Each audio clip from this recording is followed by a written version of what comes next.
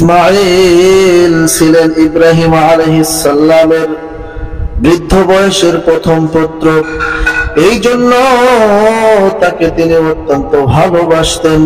যদিও আল্লাহর হুকুম পালন করতে তাকে অনেক দূর নির্বাসন দিয়েছেন, তবুও শুধু ইসমাঈলের জন্য সকল ভালোবাসা তার অন্তরে পূর্ণ করে রেখেছিল। সেই ভালোবাসার মোকাবেলায় আল্লাহ তাআলাকে তিনি কি রূপ ভালোবাসেন সেটা পরীক্ষা করার জন্য আল্লাহ পাক একটি ঘটনার উদ্বুদ্ধ ঘটান। অর্থাৎ ইসমাঈলের বয়স যখন 8 বছর হলো, তখন একবার হযরত ইব্রাহিম আলাইহিস সালাতু ওয়াস সালাম তার নির্বাসিত স্ত্রী পুত্রের খোঁজ খবর নেওয়ার জন্য সিরিয়া থেকে ফারান মরুর প্রান্তে উপস্থিত হলেন। এই দীর্ঘ 8 বছরের ফারান প্রান্তটি এখন বসতি ধারণ করে মক্কা শহরে পরিণত হয়েছে। তখন সেখান থেকে জিলহজ মাসের 8 তারিখে ইব্রাহিম আলাইহিস সালাতু ওয়াস সালাম এক স্বপ্ন দেখলেন যে আল্লাহ পাক তাকে আদেশ করেছেন, হে ইব্রাহিম, তুমি আল্লাহর নামে কুরবান করো। নবীর স্বপ্ন অনর্থক হয় না, তাদের স্বপ্ন ওহীর মর্যাদা লাভ করে থাকে। সুতরাং আল্লাহর হুকুম পালনের জন্য ইব্রাহিম আলাইহিস সালাতু ওয়াস সালাম সকালে উঠে তার অনেক ধন সম্পদ আল্লাহর ওয়াস্তে দান করে দিলেন। পরের রাত্রিতে আবার স্বপ্ন দেখলেন, আল্লাহ আদেশ করছেন, হে ইব্রাহিম, তুমি আল্লাহর নামে কুরবান করো। সকালে উঠে তিনি আল্লাহর নামে 100 উট কুরবান করলেন। কিন্তু তারপরও তিনি পরের রাত্রে স্বপ্ন দেখলেন, আল্লাহ আদেশ করেছেন, হে ইব্রাহিম, তুমি তোমার সবচেয়ে প্রিয় বস্তুটি আল্লাহর নামে কুরবান করো। সকালে উঠে তিনি চিন্তা করতে লাগলেন, তার সবচেয়ে প্রিয় জিনিসটি কি? অনেক চিন্তা করার পরে দেখলেন একমাত্র ইসমাঈল তার সবচেয়ে প্রিয় পাত্র। লিল্লাহি তাকবীর। সুতরাং আল্লাহ পাক ইসমাঈলকে কুরবান করার জন্য তাকে নির্দেশ করেছেন। অতএব তিনি পুত্রকে ডেকে বললেন কোরআনে পাকের ভাষায়, ক্বালা ইয়া বুনাইয়া ইন্নী আরা ফিল মানামি আন্নী আযবাহুকা ফানজুর মাযা তারা।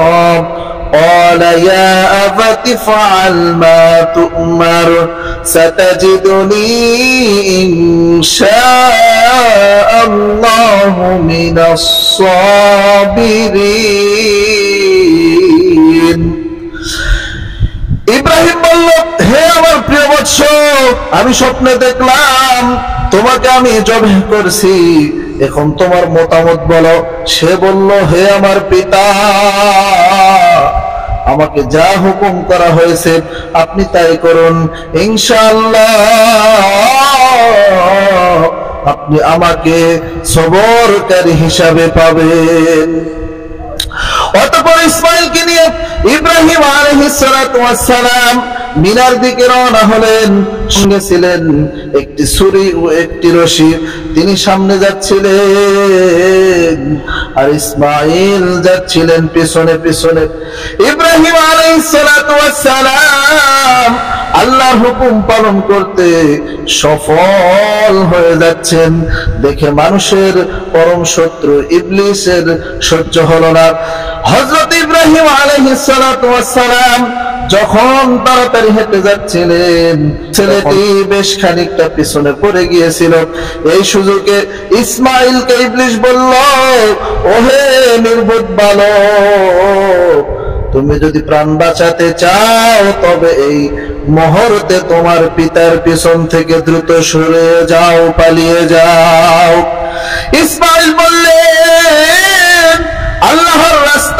কুরবান হতে পারতো, আনন্দের বিষয় দুনিয়ার অগণিত বান্দার মধ্যে তিনি যে আমাকেই কবুল করেছেন সেটা তো আমার সৌভাগ্য।